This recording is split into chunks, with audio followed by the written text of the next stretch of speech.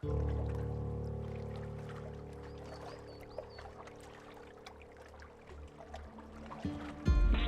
is the address to your emergency? Hello! Hello! What is going on? Hello? What is going on? Hello, we need help. We are in Little Beach. Please, our boat is hit. What is happening? Hello?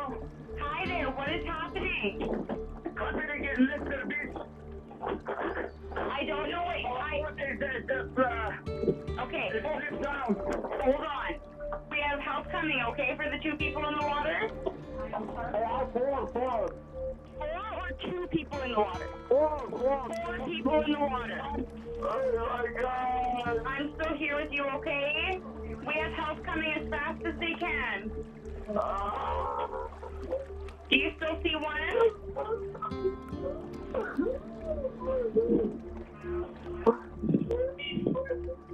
You see one person? I don't see anyone, please. You don't see anyone now?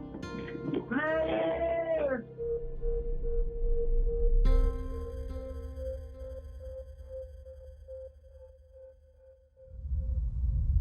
You will find him at the funeral service in the mosque. You will find him in the synagogue. You will find him in the church. And you will find him with the Yazidi refugees. He did not discriminate on the person's faith. For him, the only thing that counted, number one, is humanity. We are all human beings, and each one of us deserves dignity and a fair life in this world.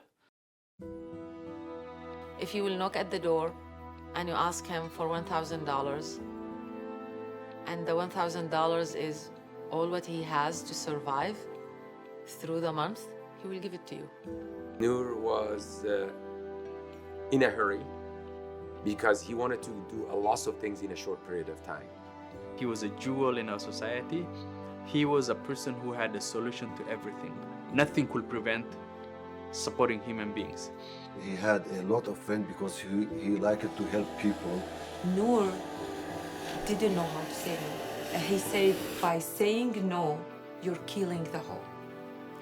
And then he told me, you know how much hope is important? It's as important as nutrition for bodies.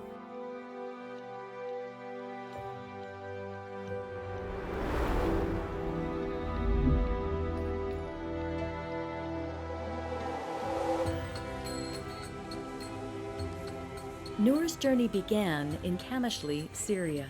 The word Nour is light, the sunlight, or sometimes we can say the life light. And his name reflected his presence in this world. He was a light for many, many people. The oldest of 6 children, he had a simple but happy childhood. We grown up in a town where all the children play outside in the street, all the relatives around, lots of friends. From a very young age, Nour stood out in a crowd. He was a leader when he was child. Like every time he lead us, or our friend. He was very popular. He had his gang, like he had many people around him in the neighborhood, and all the kids will go around him because he's the leader. He's supporting them, he's helping them. Even the elderly in our neighborhood, they knew him and they really liked spending time with him. When he believes in something, he will do it. Like he will convince you to believe in whatever he's believing in. He would try to change your mind. It was not easy to change Nour's mind. Nour was touched when refugees came to his hometown in Syria. Many people lived with us from those refugees. And again, I would say Nour was very active, had the energy to do even more and more.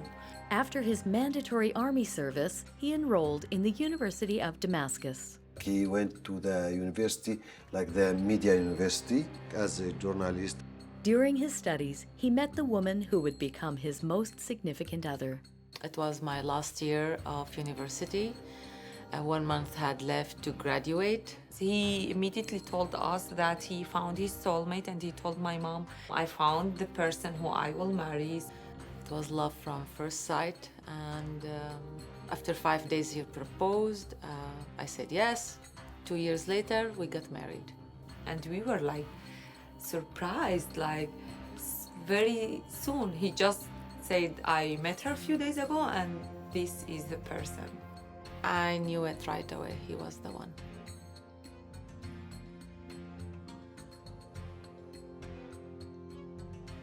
The couple started a family and dedicated their professional careers to becoming a force for helping others. We own our own company at that time for student service, different services. But Nour could not shy away from challenging injustice. He was involved in human rights movement for civil society, democracy. He always loved freedom, be free, like as a child, be free, do whatever I want to do. Nour was not the only activist in the Ali Darwish home. I had issues with the authorities even prior to my marriage, because I was a human rights activist. I'm still a human rights activist. The authorities took notice of their actions, especially Nour's actions.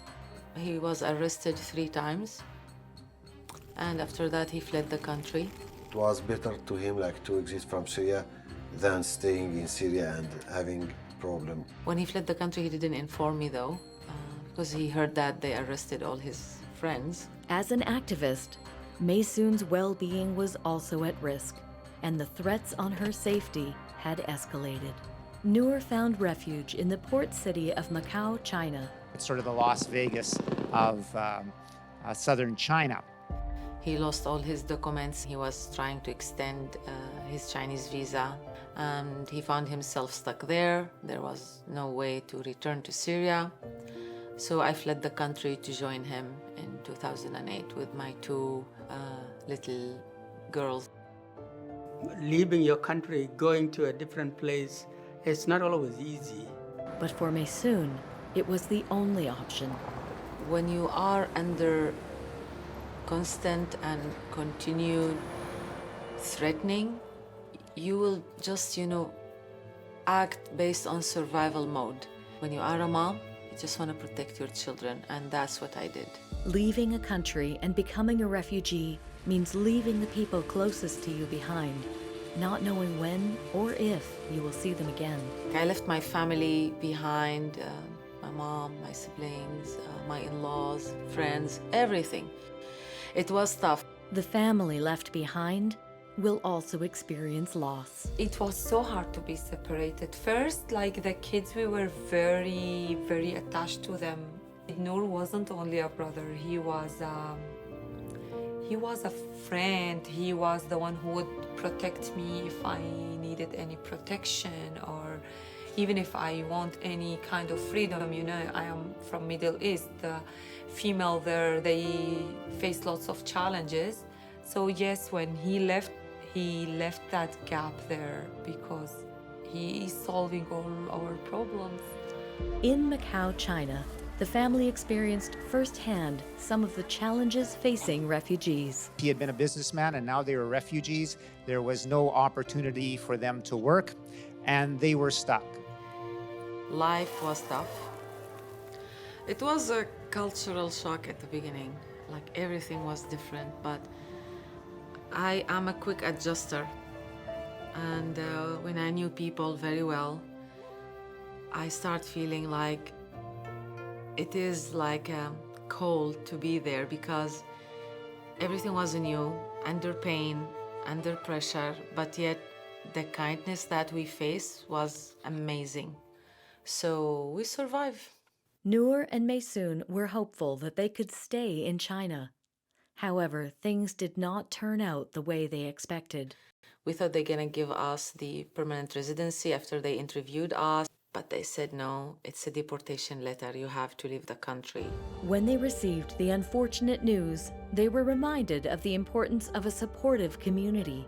My friends advised me to write a letter, so they sent the letter all over the world and we received an answer from Canada. And so when this request came to us and they told us about the family, it really felt like Nour and Maysoon really had no options where they were, and our congregation discussed it and just seemed like, well, yeah, it was God's leading to sponsor that family. Tobia and George, who lived in Macau, were visiting Winnipeg when they heard about the family.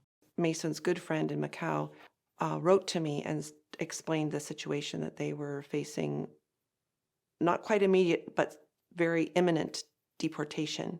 My first thought was these dear little girls and the whole family, and why should they be deported? So that was my first thought. And we went back to Macau, and when we met Nour and Maysoon, it was already at the point where our church here, Douglas Mennonite Church, had agreed to process their case. The process of sponsoring refugees to Canada can be daunting and can take years. Nour and Maysoon's case proved to be even more difficult, and it was classified as a sensitive case. Nour was a human rights activist and Maysoon is a journalist. So it may have been partly the sensitivity of their particular cases. And it took us another 2.5 years waiting period, and finally we came to Winnipeg. So this is the family when they came to Winnipeg in 2013. I wanted to have the sense of belonging. I wanted to have a place I can call home, and I found this here in Winnipeg. One of my fondest memories of Nour and Maysoon's arrival was meeting them at the airport. When we were still in Macau, I would talk Cantonese to their girls. And so when they arrived here, our kids met them and tried to make them feel comfortable and like somebody here understands them. It was so exciting to come and to see all people from church waiting for us at the airport, people that I never ever met in my life. When a church sponsors refugees, they are committed to care for them for a year to allow them to slowly integrate into their new lives. Most refugees require that time for adjustment and take at least a year to find work, but not Nour and Maysoon. You have to work hard. And if you are a newcomer, you have to work twice hard because you don't know the language and you don't have that connection. But there is opportunity for every single one, but you have to work for it. This is our place, our home, our country. We have to contribute to the society, and we continue doing this since then. Contributing to society was a principle that Nour felt very passionate about, and he expounded it to other refugees, including his own family members who he helped sponsor. Some of his relatives who arrived on a Friday, they couldn't come to church on Sunday because they were working already. When I came here, he said, you don't have time to sleep or take rest from the trip or from the jet lag. No, Schler, you're Schler. Your fault is that you're my sister. You have to find job like very fast because we have many other people to help. The next day, I was there to be a volunteer to help newcomers. When Nour and Maysoon arrived in Canada, members of the Douglas Mennonite Church helped with their initial acclimatization to the new country. The church volunteers were surprised when they took Nour and Maysoon shopping in Canada for the first time. All suddenly, Nour, in front of the superstore, one of them there, he got missing. So they looked for Nour and everywhere. And they find Nour with no shoes on. And they say, Nour, what happened? He says, well, he just saw a homeless. And he think that homeless needed the shoes more. That was type of personality he was. Newcomers face many challenges when they come to a new country. The immediate need when people get here is housing and kids, school. How am I going to support myself? And how am I going to learn the language of these countries? The children used to integrate faster. The parents are the main challenge. They lack the understanding to the culture here. This creates increasing isolation. I think people just need somebody to talk to, hang out. For Nour and Maysoon, because at that time there was not a large Syrian community in northeast Winnipeg, they just needed friends. And so many people in our congregation quickly became their friends. And very quickly, someone in our congregation approached Nour and asked him if he needed a job. And this person had a renovation business, and Nour quickly got deeply involved in that. I started in a daycare, moved to YMCA. After that, I started with Welcome Place, and now I'm with MCC and Kurdish Initiative for Refugees. Nour is a businessman and he is very, very ambitious. And he got to work right away. He was a staff at Winnipeg Building, Winnipeg Furniture. I start as an employee, as just construction employee, and after 4 years I start my own business. I have a lot of people be working with me, helping a lot of community. He now employs 30 people in his home renovation business. He always hired refugees. Middle nowhere, different language, culture is different, everything is different. So it is tough for you if nobody stands behind you. He was kind of making them a verbal agreement. He wants them to be part of society right away. Like, go to work, create values, and get yourself into the cycle of the system so you feel better, so you could help other people. The key to integrate is to work. Language is important, but you have to work in order to learn the language. So that's why for him it was very important to hire refugees. Why I started work with Nour, and I didn't get any experience before. I just came in here and he gave me his experience. We love our people to start their own business. Then they get like in future, those refugees, they can make a change. The business was good, I can say. He could have done more, but he was so occupied with community, with people. Using his own experience in Syria, China, and also in Canada, Nour understood the importance of community support for newcomers. Helping others had become his #1 priority. He wanted to kind of give it back. He'd done amazing things in a short period of time that he was in Winnipeg. He have done more than a person would accomplish his lifetime. Nour, who was of Kurdish heritage, was one of the founders of the Kurdish Association of Manitoba. So I met him through trying to actually form at that time a Kurdish Association of Manitoba.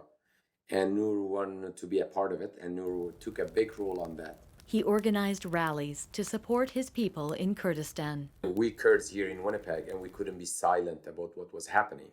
And we brought Kurdish voice to the world, and we tried whatever we can to support our people back home. He had a deep desire to connect with many other cultural groups. But on the other hand, he was also very, very proudly Kurdish. And being Kurdish was very, very important to him. But Nour's advocacy and support for others did not end with his own community. Even though he's been oppressed by the regime in Syria, like he's cursed for ethnicity, for his religion, for his activity, like he would not put him and his people, Kurdish people, up front. Every community was equal to him. Anybody that needed help, he would have gone and do it. I came here under LGBT protection in December 2016. When Nour heard about Adam, he immediately helped him with a job. But not only that. In our community, they saw that I'm in like wedding age. So many families, they ask me for get married to their daughters.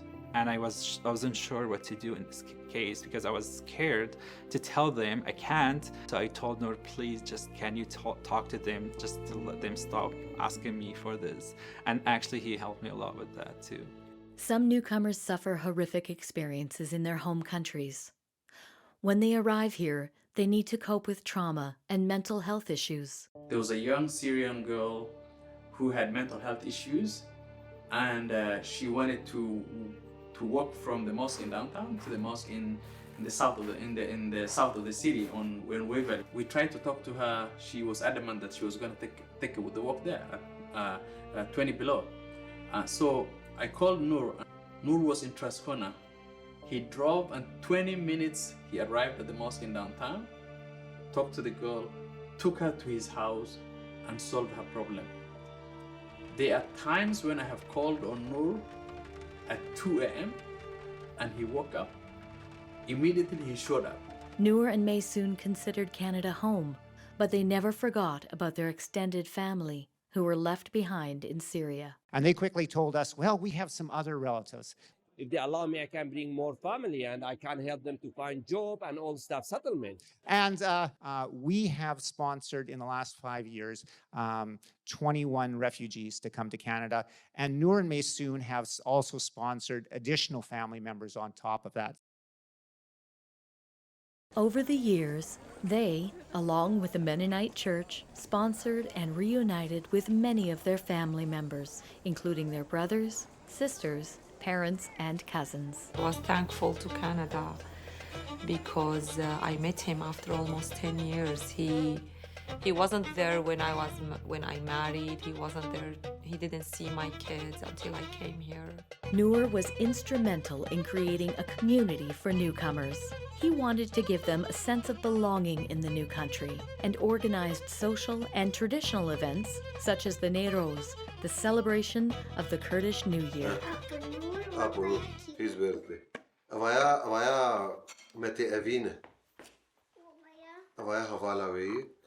Avana ev ezin belki. Avana friendly. The couple identified challenges facing newcomers in the community and addressed them quickly.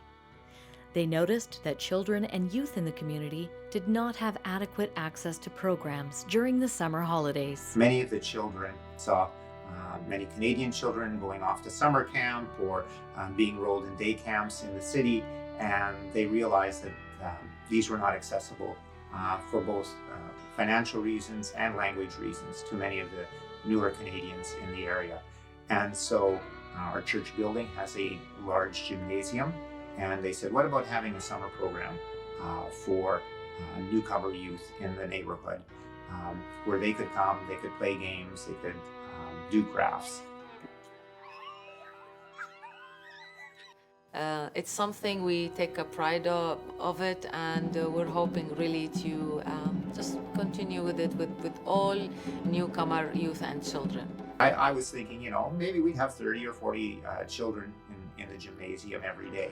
And very quickly, there were 120 children in the gymnasium every day, and there were Syrian cooks hard at work in the kitchen, making Syrian food for the children, and there would be very, very loud Syrian music blaring down the hall as 50 or 100 children were dancing in the gym and playing all sorts of games. First of all, Nour had the idea, Nour and Maysoon had the idea, and then they formed this organization called the Kurdish Initiative for Refugees. Nour and I had started to help all refugees based on our vision and experience. Yeah, one of the things that struck me about Nour and Maysoon is how quickly they caught on to the fact that Canada is a multicultural mosaic. And they were very clear in their desire that they wanted to help all newcomer youth, not just Syrian youth or Kurdish youth. So you have to eat first. Our goal is to help community people, specifically Syrian community, Yazidis, Kurdish, whoever needs help to integrate and adjust. It teach them how to adjust to the society, have certain skills, learn English, communicate with each other, how to understand the culture here. What I'm gonna have here is we're gonna make it so when we start the program, it is always going to be sending in. Okay, I'll send it to you. Here we are.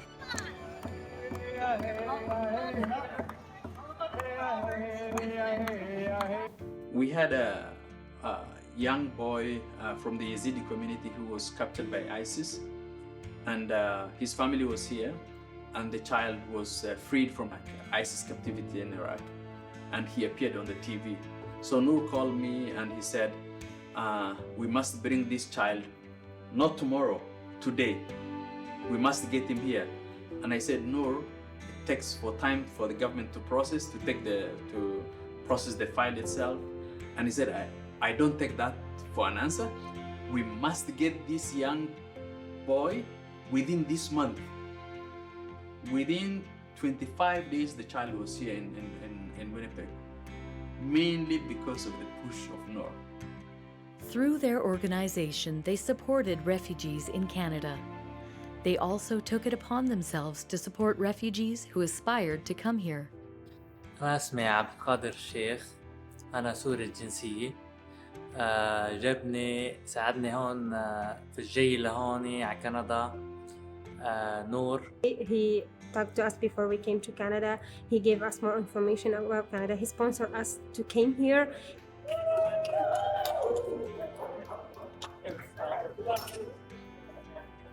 Cannot imagine how many refugees that Nour brought here.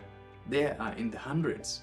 We sponsored lots of refugees in the past few years, and we're continuing doing this. Anybody that even not prior to arriving in Canada, they will contact Nour because they probably somehow they heard Nour is here and doing those type of work. So he would pick up, for example, refugees at the airport. He would take them to his house or a shelter wherever it was pre-organized. He helped people how to settle, do papers, ask for their rights. You know, after going through the war and coming from a culture where you got arrested for any word you say, so many of the people would be so scared to talk. He helped people to talk. Supporting refugees can be an expensive endeavor. He received some government funding, but I know Nour and Maysoon put a lot of their own personal funds into the program. Using his own money to meet the needs of others was not a foreign idea for Nour or for those close to him. His money was never his money. It was always for everyone. He used to be a big support for everyone financially. When we host events together, and we need, we run short of money, Nour will put his hand in his pocket, and whatever money that he had, he will give it to the events. He used to do that back home in Syria. He used to do that even in Macau, China. Even when we didn't have money, we were surviving day by day. But that was him. It's good to help, like we have to help. We have no choice. But think about the family. Some people are, maybe they're not telling you what was really happening. And many times he will say, you know what, I'll do what my heart is telling me to do. If people are not legitimate, it's on them. And for him, no was not an answer. For him, everything had a solution and it could be done very quickly. And once I was making jokes and telling him, you don't know how to say no. Probably you have to go to the mirror and say no, no, no, no, no. Until you learn how to say no, you always say yes. And he was laughing and we were joking, but then he said something I always remember. He said, even if only I have 10% hope that I can do it, I would never say no. He said, Schler, by saying no, you're killing the hope. So if you kill hope in someone, they can't live. Easy was his kind of a praise that it is easy, we'll get it done, don't worry. He always left people wondered about how he's gonna do that when he said it's easy. Of course, Nour did not do it alone. Nour was someone who was always the face of many of these events. He would have these grandiose ideas, and it often was up to Maysoon to pick up the pieces and actually get the work done. I couldn't reach what I reach right now without supporting too many people. So I would like first thank my wife, Maysoon Darwish. I understood his absence, why he was doing this, why he needed to be with people all the time. People need someone to hold their hands and lead them through this really tough road. We are here for a reason, and lots of responsibilities are upon our shoulders. Nour had another talent. He has the ability to bring people together. Nour was not just only a leader, but a community mobilizer. Newcomer people who's coming here, Canada for them is something maybe you just take it for granted, but for us, something is very unique. So we like to celebrate that, but at the same time, we're looking if somebody like organization, they like to be partner. And so when he called for people to come and help as a group, people will listen to him and they will show up. We were always saying, Nour, we made a word, volunteer us, like he would make us all volunteer for anyone who needs help. Bringing people together was a value that he took to a higher level. So if we all come together and try to know each other, like to know all the culture, so we can be like, there are many things to share than something to do not share. We had an issue in the North End where some Syrian families and some Somali families who were living there were having some friction with indigenous communities in the North End. And Nour, all of a sudden, with nothing, organized an impromptu street festival where they invited the indigenous people living there, the Somali refugees, the Syrian refugees, to organize a street party. And he brought his own barbecue machine, he bought meat with his own money, and organized a barbecue event for the whole community in that neighborhood with his own resources, without asking anybody, or without anybody asking him. This is the Nour that I know in terms of giving to all kinds of refugees. I remember Nour bringing kids, Kurdish, Syrian, African kids to Broken Head First Nations to be able to help these kids understand the life and conditions of indigenous kids in the reserve, and staying there from morning until 5 o'clock, just to be able to give these kids who came here as refugees, who see this city, to give them perspective of how the original inhabitants of this country are living in this country. هاي الأرض كانت لعالم ثاني، عالم شعب مآسي مثل ما نحن شفنا ببلادنا. When you were with him, your life was full of events. Like at 24 hours, you would have had like 25 events. So he was full of passion. One of the things that we organize is the Multiculturalism Day. To do this big event, you need human resources to, volunteers. He will show up with a group of people. If it's something that needs to be done, it will be done right away. Everything that you put in front of Nour, there was a solution. Everything. He put himself ahead of everybody else, and Nour's needs for himself and his family came last. His complete dedication to others was, at times, difficult for those who were closest to him. To them, Nour made a promise. The time will come and we will have time to spend together. Attempting to find time to meet the needs of all the people around him meant that he was always in a rush. Rushing all the time may not be the best. And I think I've told him that many times. And he was always saying that he has a limited time. So maybe he knew it was coming. A man with many hobbies and interests, Nour was able to spend time with his father and improve his fishing skills. Fishing was one of my dad's hobbies, and Nour as well. And we would always make fun because Nour and my dad and even my husband would go. We all would go. I would go. We weren't able to get a fish. So, maybe we have to be in a boat. So he got the boat and a fish finder, and we were just laughing and making jokes. But it's not about the road. It's you guys don't know how to fish. And it's true, we didn't learn how to fish that much. We had like some rivers in our back home, but not very close to us. People who are new here, we don't know a lot about the lake. The day started in good way. The weather was good. We were sitting outside when we received a call that the boat was capsized. The boat has my dad and Nour and my other brother John and my husband and Nour's father-in-law. And my husband was messaging me all the time. We were resting when I got the message from my husband while he's stuck there. He was on the line with 911. I don't know how he got that ability, but while he's talking to them, he was sending me messages that we're in the water. You have help? Yes, but I don't know. I think that's one, but the other one I don't know where it is. Okay, just stay on the line with me, okay? There is help coming. Okay, thank you so much, brother. You're welcome. No, take a deep breath, okay? Take a breath. The Mayday came across and said that there was a capsized vessel overturned and that there were persons in the water. There was some water inside the boat, and when he turned it off, it didn't turn on and it collapsed. There was high waves. My husband said like he did see Nour, but because I told you like always Nour is like the one who gives us a strategy, leads us.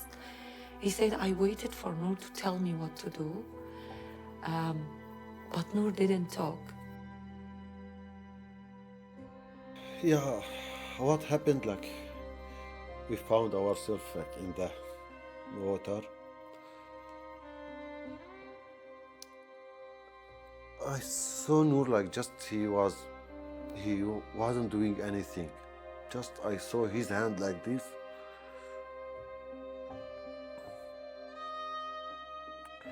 I thought he's okay. And I know that my dad don't know swimming. So I tried to help my dad. But we were without life jacket. We didn't had a chance to, I didn't have a chance to give them life jacket, even me, just his father-in-law. I tried to help my dad. Nour and Juan did give away the life jackets. Nour said, give it to my dad and my father-in-law at the beginning. So both they gave it. I stayed with my dad about, I don't know, about 5 minutes and I couldn't see Nour again, like, because I was with my dad.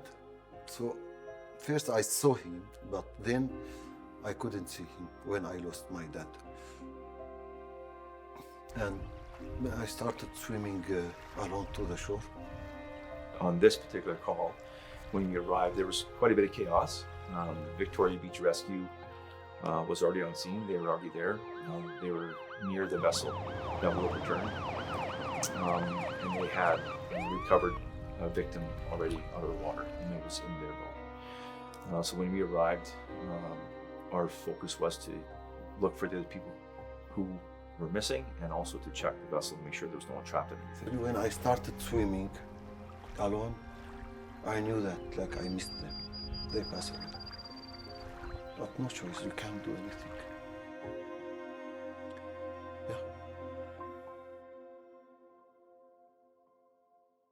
I knew Nour. Nour will not stay alone without helping. I knew that. I know that he will, if nothing happened with him, he will come to help us. So I knew that there is something bad happened. And my dad was, like when I left him, he was almost passed away. Yeah, and I couldn't like help him. They found my father-in-law on the same day. Nour was missing. In the first day, I knew it. Like if I will tell you, I was hearing his voices in my head. Come pick me up, I'm cold. Nobody believed me. I was looking to my son's eyes and she was looking at me and I was saying, we're gonna find him. I believe in that, and we're gonna find him. And she was looking at me, she said, stop dreaming, Adam. They tried to convince me, just be positive. And I remember I used to just follow them with what they're saying, but deep in my heart, I was sinking in my misery. At the first few days, I was confident that he's there. After that, I didn't want them to find him. I even asked my son, I said, stop the search.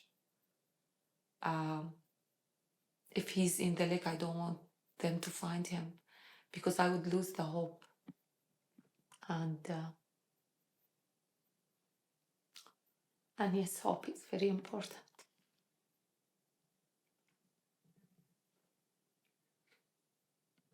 Many people joined in the search for Nour. And you were almost like looking for a needle in a haystack. But we knew this guy, like Nour, has done amazing things, and we were always looking for a miracle to happen. There's all the Kurdish people, all the friends. It was hard to see everybody there, all the friends. We have a lot of history with Nour. We used to go walk on the shore.